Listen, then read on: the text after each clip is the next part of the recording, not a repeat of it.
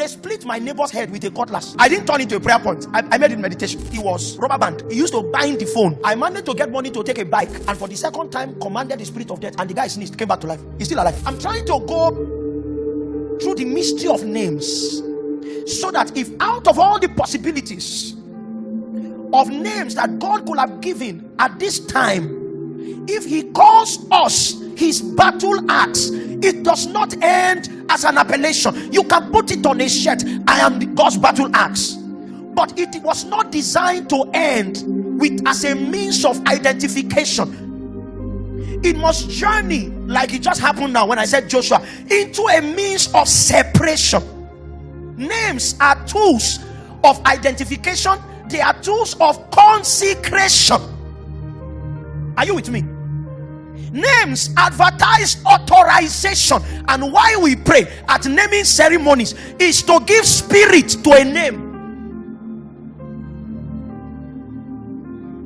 My dad was sharing my bad experience. In our family we are very close. My elder brother is about 1 year 5 months plus older than my sister. My sister is 1 year 1 week older than I am.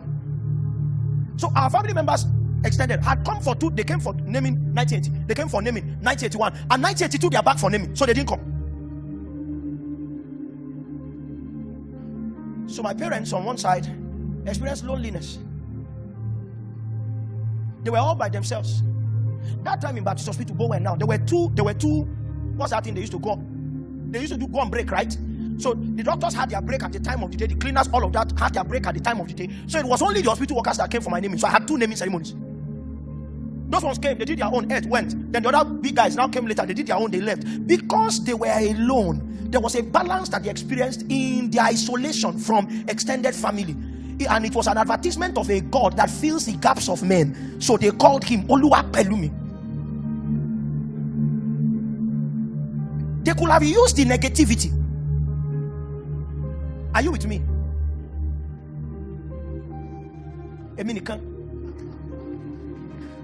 Abi, you will not know, because when they ask the guy, what's your name? Say Emi. You will think that the fullness is a mini or long, until he tells you that because, so the parents can say because I was alone, but they saw that there's a God who could fill the gaps of men. And my mom spied that this child will traffic with a lot of glory, and one of his greatest problems will be pride. It will be so, it will shine so much. And so to put in his memory, that's what mommy told me. I know they're listening now. To put in my memory that no matter how brightly you shine, you may not have the tools of shining, but you still shine. The glory belongs to God. So they gave me my second name, Toluwalogo. You have like, how many names do you have? You don't know. How many names do you have? Like 7. Pastor, how many names do you have? 3. Oh, you are the what number? 4th one. Okay, maybe you've gotten tired too. How many names do you have? 4. Okay. Who are the first ones here? How many names do you have, man? You see, 1,000 people just come, they're naming the child. During my own naming, they did not even come, so they did not even send name. So I have only 2 names. Tolu Agboola, Toluwalogo, my son, no other name.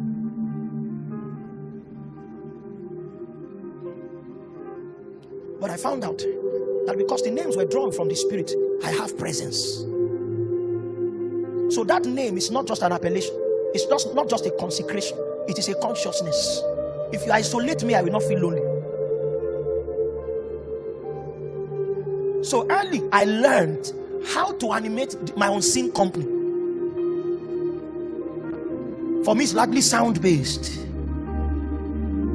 I still preach with it. It's to animate that company, to activate the stream that is close. He's close.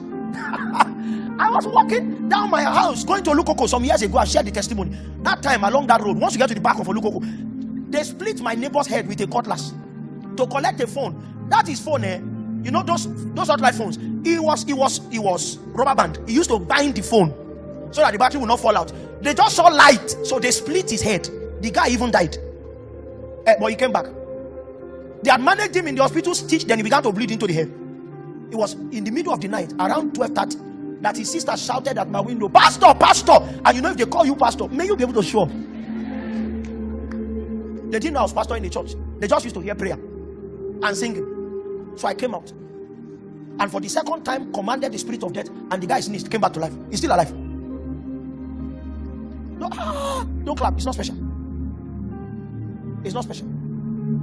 I will show you in company with my wife by the mercy of God during the weekend why death has no power over any one of you. And it's not foundationally built into your prayer life. There is a commodity that you already have. Prayer releases it. It makes it fluid. But prayer is not what got it. The cross is what produced it. Are you with me? If you are prayerless, you'll be like a man who has a loaded gun in your pocket and you are still killed. Are you with me? But prayer does not buy guns in the spirit. It does not buy guns.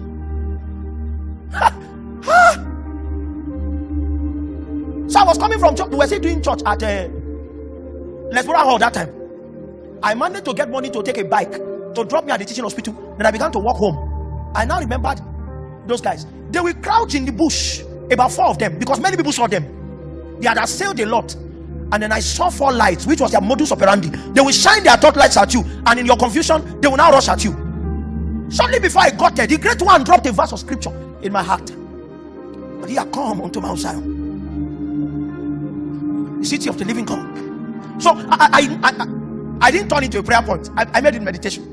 And when I got to the place where the light shined on me, it was under my breath I was muttering. And what I muttered was to the company, to an innumerable company of angels. They did not hear me, but the torch lights turned back into the bush and they fled deeper. When we get to heaven, if I have the privilege, I'll tell the Lord, replay it. Because it is possible that when I said the innumerable company of angels, they were licensed to become visible, not to me, but to my assailants. I am not alone. Tolu Agboola. A name is a gate of reality. And if he calls you a battle axe, it means that the great one is saying, you are my tool. I have not, when a man comes to war, Pastor, what was on the fields of Gath? What was Goliath's biggest problem? It was not the size of David essentially. It was that David was not armored. Are you with me?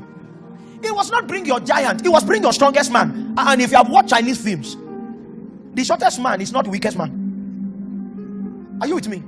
Oh, be tall. I mean be very tall. Don't look like Goliath. When you meet with a Shaolin master, you become a victim.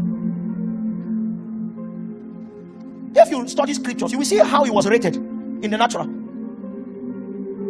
You come against me with, am I a dog that you come against me with a stick?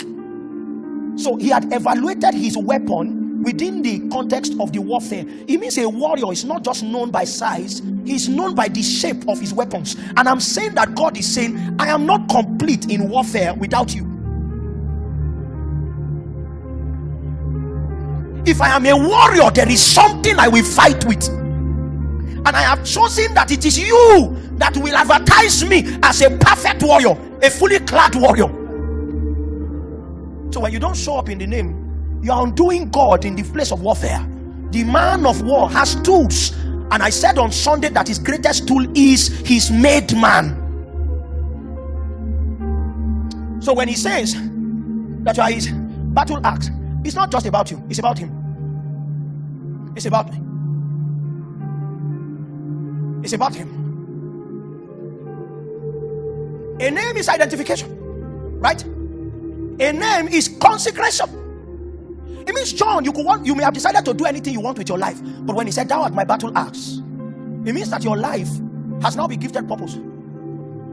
That if you move, it's because God is fighting. Are you with me? I'll share with one of our sons yesterday. I said, or 2 days ago, I was bringing something to my notice. I said, choose your battles carefully. What I was saying to him is that you are not at liberty to wield yourself. Every sword moves because of the movement of the hand of the warrior. And you must know who the warrior is. If I speak, it's because my vocal cords have been lent to him. If I wave my hand, it's because his wind moved my hand in that direction. Are you with me? The implications are many.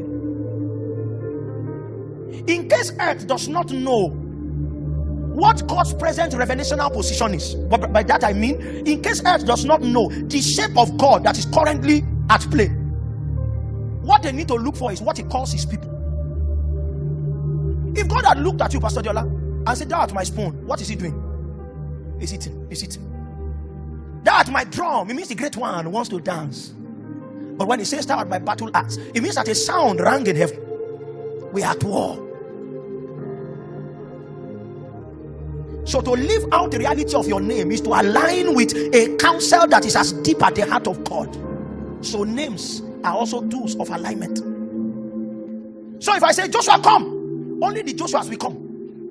And I'm saying I've used that to separate, but that's not the errand of a name. Did you see the utterance that I brought forth? Because that name is an adaptation of the name Jesus, is an adaptation of the name Yeshua, and it means God our salvation. So if you were Jewish, because what they gave you was a Bible name. Are you with me?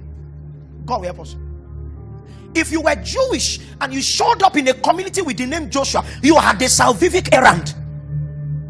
Your life would deliver salvation. You were hope if you were called Joshua.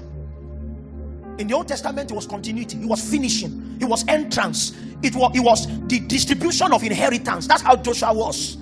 It was the hope that Israel will not live their lives permanently at Kadesh Barnea because of the departure of Moses, that they will enter. That's Joshua.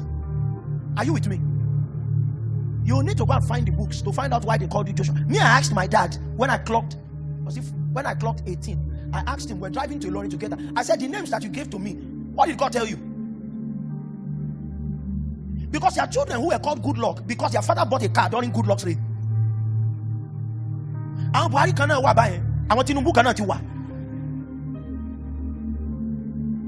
That there's a lot of pain now, and they want to use the child. Imagine, to use the child to mark a season of pain. You know, you see, are you with me? Because it's creatures too. A child was born with sorrow, and they called him Jabez. Those people that named Jabez, their descendants are still here. I mean, they check the environment, the situations in the house. That's how they name the child. They are not looking into the books.